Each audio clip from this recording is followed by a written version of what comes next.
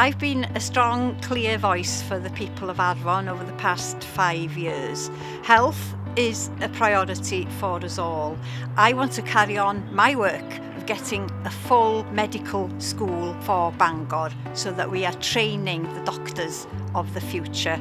We need homes suitable for families in Arfon. We're losing too much of the local housing stock and we have too many second homes. Plaid Cymru has got a number of policies that now need to be implemented so that our families get fair play when it comes to homes. I worked closely with local employers and with businesses. Small businesses are the backbone of the economy here in Arfon and they need to be fully supported.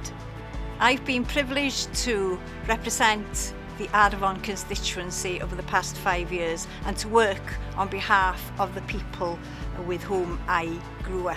I believe I've got the experience. I also have the passion to continue the work and I hope I'll get your support in me.